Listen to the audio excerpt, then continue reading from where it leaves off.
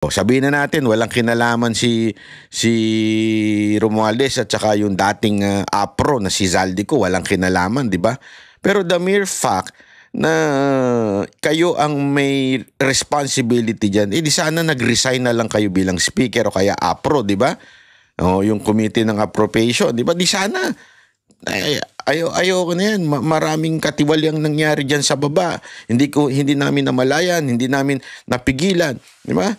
Again, hindi ko sinasabing meron silang kinalaman, pero the mere fact na kayo ang leader na nandiyan, na dapat sanang binabantayan ninyo ang pera ng taong bayan, wala, nakalusot sa inyo. So, yun pa lang siya nakalusot, dapat mag-resign na kayo. Dapat bumitaw na kayo sa mga posisyon nyo. Nakalusot lang yun, ha? Hindi kayo may sanhi. Paano pa kung sakasakali, allegedly kayo ang may sanhi? Ha? Hindi lang dapat resignation ng abutin ninyo, mga animal kayo. Kung kayo may sanhi, ha? Again, I'm not saying kayo may sanhi. Kung sakaling malaman na kayo may sanhi, kasi eto hong si Tiangco, meron na namang revelasyon. Di ba? Kung makikita mo ng isang araw, sabi niya, may small committee. Tinatanong niya doon sa bagong, yung bagong chairman yung chairwoman ng APRO, na committee, tinatanong niya, asa na yung report nung small committee, kasi dapat nasa batas na lahat ho ng gagawin ng mga kongresista ay may report po yan. Sabihin, parang may minutes, di ba? Parang alam mo yung pag may meeting, kailangan lahat siya nakasulat. Lalong-lalo na ho ito, pinag-uusapan pera. So, dapat may minutes yan. Tinatanong ni Tiangco, walang maisagot yung APRO. Di ba? Kaya so, hindi ko pa panahon yan. Hindi yun eh. Hindi yun ang punto dun eh. Whether panahon mo o hindi mo panahon, ikaw na ngayon ang chair ng APRO. So, dapat may record dyan. Kukunin mo yung record. Ito yung record. Wala namang sinasabi si Tiangco na kasalanan mo. Ang sinasabi lang niya, asan yung record? Di ba? Pakinggan natin itong bagong interview ni Tiangco tungkol dito. Si Navotas Lone District Representative Toby Tiangco. Good morning po, Kong Toby. Yes, good morning, Ted. Opo, salamat po sa panahon. Ito si Chacha. Go, Good Chacha. morning po, Kong Toby. Congressman. Yes. Good morning. Thank you po for being on the show. Congressman, kahapon nga po imbis na smooth sailing yung hearing, umpisa pa lang, nagkaroon na po kayo ng diskusyon nitong appropriations chair na si Congresswoman Micaela Swansing. Pwede po ba nating maikwento sa mga nakikinig po at nanonood sa atin? Ano po ba nangyari? Bakit medyo nagkainitan po kayo? Hi. First of all, hindi po natin intention yan. No? Ang intention natin is maging smooth sailing. Kaya nga, unang araw pa lang, hiningi ko na yung report ng small committee ng 2025 budget. No? Kasi di ba lahat po nakatuon doon sa BICAM, pero yung small committee, walang report yon. So yun yung unang pagkakataon na magkaroon ng insertion or amendments. No? Hindi naman lahat ng amendments ay masama. No? Pero gusto lang natin maging transparent yung amendments dahil alam naman ni Ted yan, bago ka makapagdagdag sa isang ahensya, dapat magbabawas ka sa isang ahensya. So yun lang naman gusto natin makita doon sa 2025 budget. And moving po. Yun po. So hinihingi ko lang. Take note hindi ho ito pro Duterte. Ito ay pro Marcos. Okay? Take note. Tuloy natin. And basta ang maliwanag po ngayon, we just have to move forward na wala talaga yung report, no? So ang kailangan natin ngayon is kailangan sa tingin ko yung liderato ng House tawagan si Congressman Zaldico kasi siya po ang chairman ng small committee at that time. 4 lang po sila noon. Siya yung chairman, senior vice chairman ng Committee on Appropriations, majority leader at minority leader. So since walang maibigay yung COMSEC na siya rin yung COMSEC dati, so siguro si Congressman Zaldico lang ang magsabi kung anong nangyari, no? Yun lang naman ang intention natin, di ba? Kung sinabi lang sa atin na wala, then si Congressman Zaldico na yung dapat natin tanungin, di ba? Kasi siya lang hindi naman po pwedeng walang may alam nito.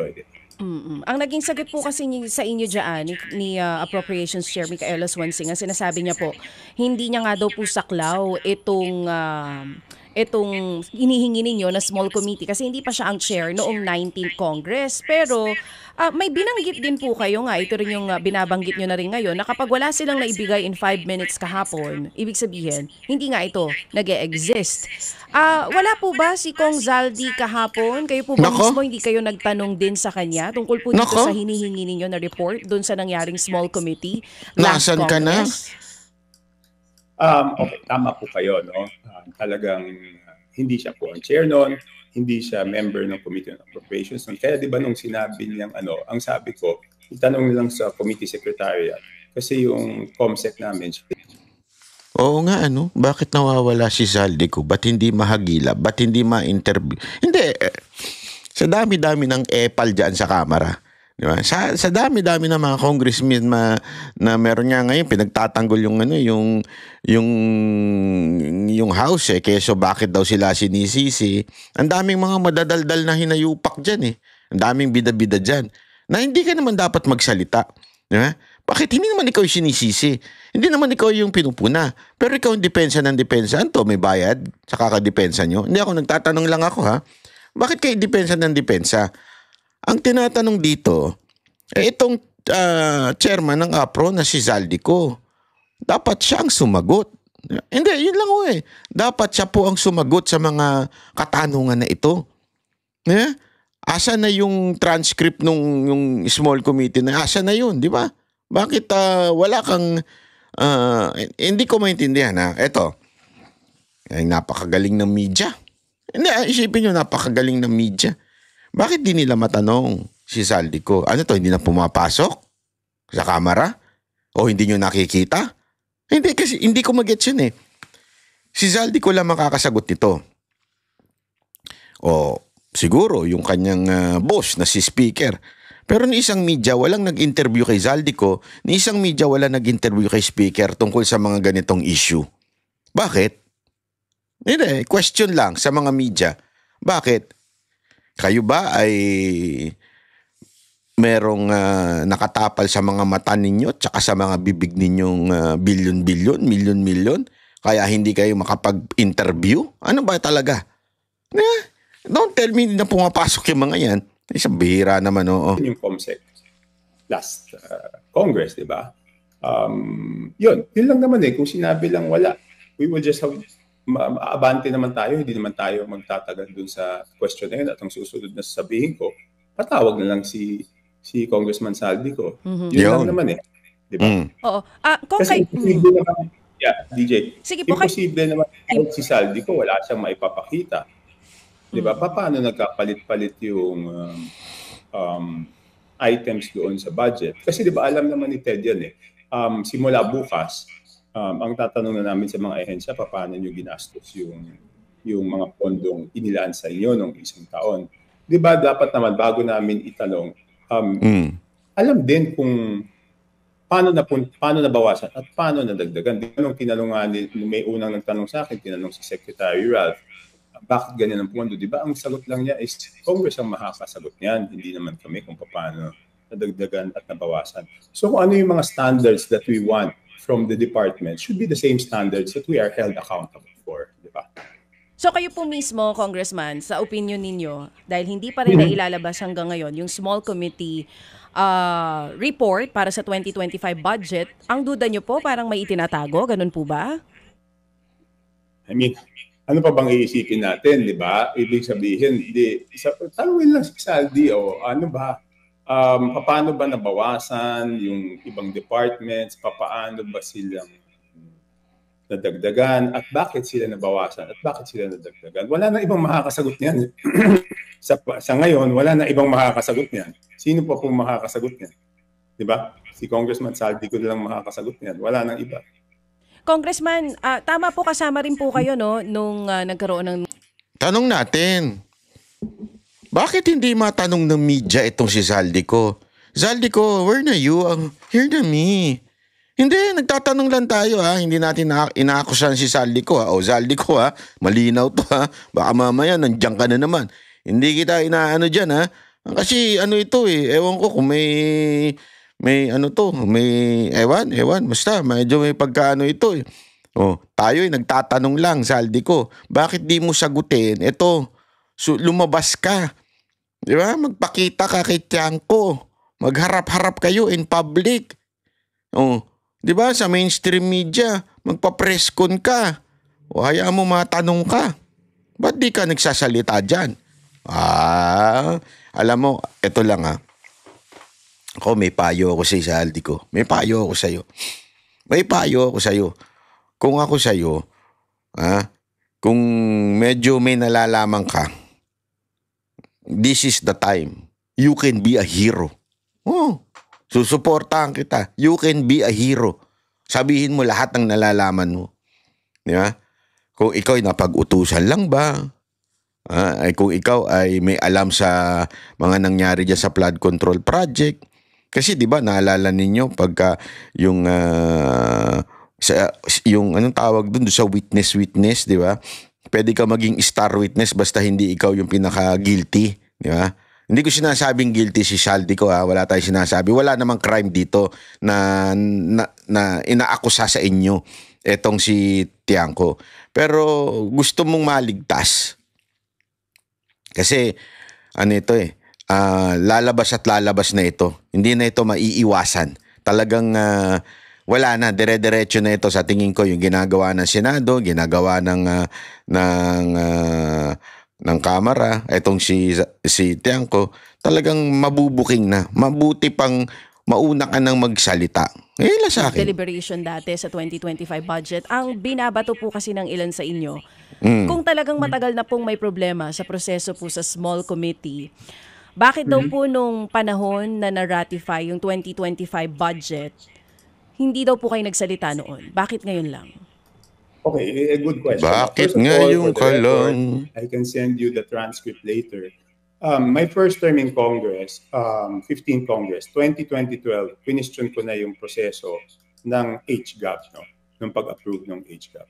Naulit po ulit yan, 2014, question ko po ulit. I can send you the transcript of records later on. So hindi po totoong ngayon na ako nag-question doon sa proseso sa budget, Pero walang nangyayari kasi doon sa mga panahon na yan, independent din ako, di ba?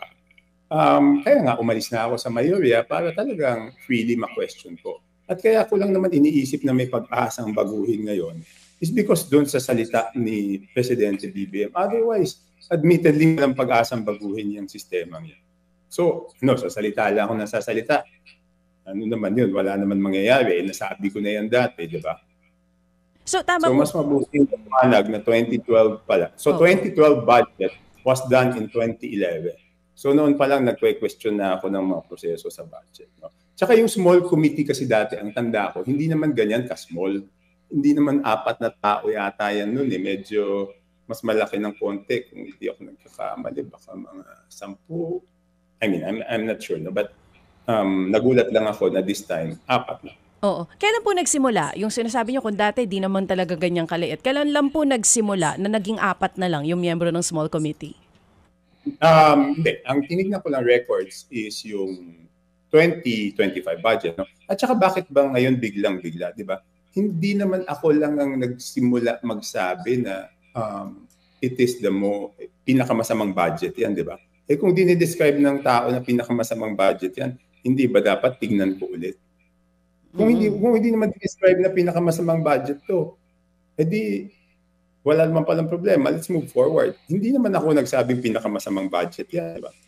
Madaming tao nagsasabi pinakamasamang budget. So, pag sinabi ng taong pinakamasamang budget, hindi ba natin dapat tignan? Ang plano nga po ngayon kung Toby, buwagin na daw po yung small committee. Parang papalitan daw po yan ng mas malawak na subcommittee. Kayo po ba pabor dyan? I mean, it's a good first step moving forward, di ba? Pero ang hindi na naiintindihan, kung hindi naman natin rinaise itong issue ng small committee, will they change it? No, because nung una kong rinaise yan, right after the SONA, di ba sumagot ka agad yung spokesperson ni Speaker Romualdez. Sabi niya, ay dapat si Kong Toby ang mag-propose.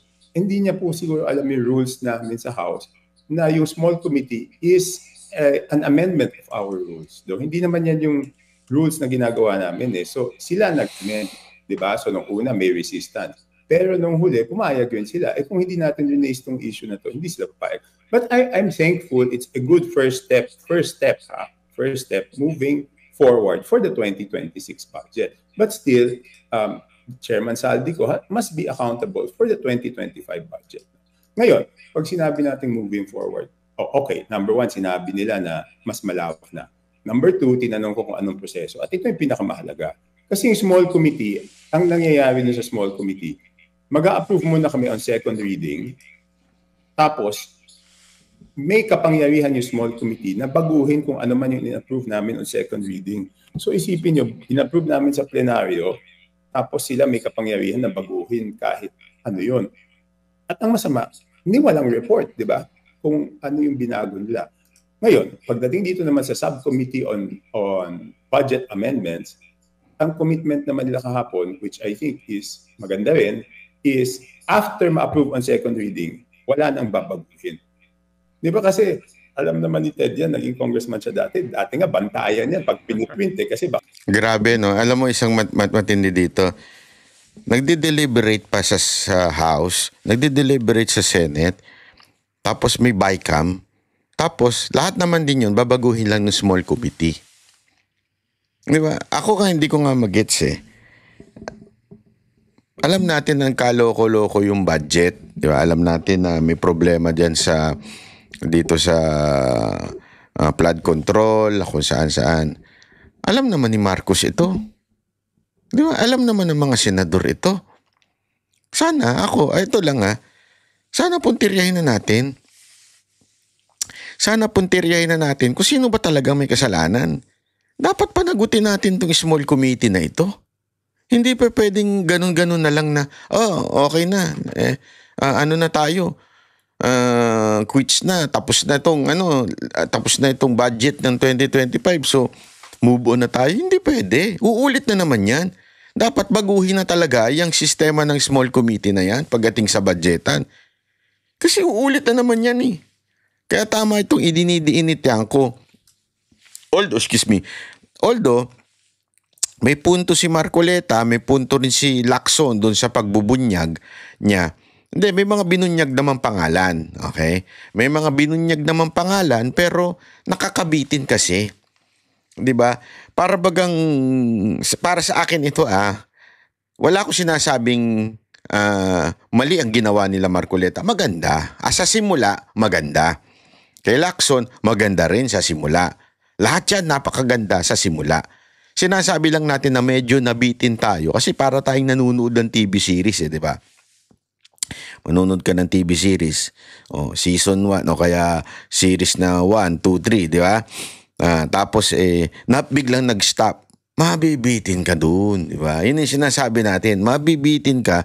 Kaya nga, meron tayong mga gustong mangyari at sinasabi natin dito sa mga senador na ito, uy, baka naman pwede niyong puntiryahin na talaga yung kontrabida doon sa pelikula. Puntiryahin na natin, pangalanan na natin. Sino ba ang nag-a-approve dito?